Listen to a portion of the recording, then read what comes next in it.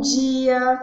Hoje a tia Juliana trouxe a revisão de natureza e sociedade para ajudar você a responder, certo? Então, pegue aí seu lápis e a sua revisão e vem aqui comigo, né? Nós iremos começar agora, né, a resolver essa revisão. Então, vamos lá.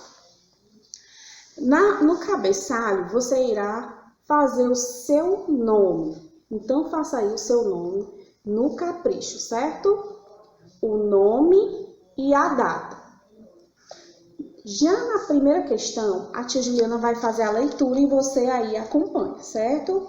Primeiro, vamos procurar no quadro os nomes das partes do corpo e circular, certo?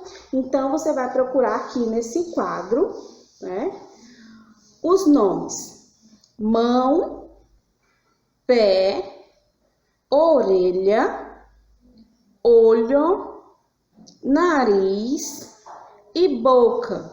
Depois que você achar essas palavras, essas partes do corpo, você irá circular a palavra e fazer um Czinho, né? Que você acertou. E você também achou a palavra. Depois, se você quiser dar um colorido no cebolinha, né? Nessa cena, aí fica ao seu critério, tá bom? Aí, se você quiser deixar bem colorido, bem bonito, tá bom? Então, vamos agora para a segunda questão. Na segunda questão, diz assim, ó. Circule a cena que não demonstra um hábito de higiene. Então, temos 4 imagens aqui. Temos a mamãe cortando a unha do filho, né? Tá? A unha cresceu, então ela tá fazendo a higiene, né? Das unhas do seu filho. Aqui do lado tem uma menina escovando os dentes, não é isso? Já aqui, o menino está lavando as mãos. E já aqui ele está o quê? Jogando bola. Jogando bola não quer dizer que está tendo hábito de higiene, né? Então, ele não está se cuidando, não está fazendo nenhuma ação dessa. Então, você vai fazer o quê? Você vai circular, né, este menino que está brincando de bola. Agora, vamos para a terceira questão. Risque de verde. Então, pegue aí o seu lápis de cor, ou giz de cera verde, e risque os alimentos saudáveis. Então, pirulito é saudável? Não.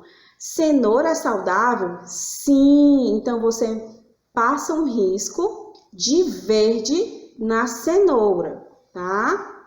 Aqui, a maçã é saudável ou não?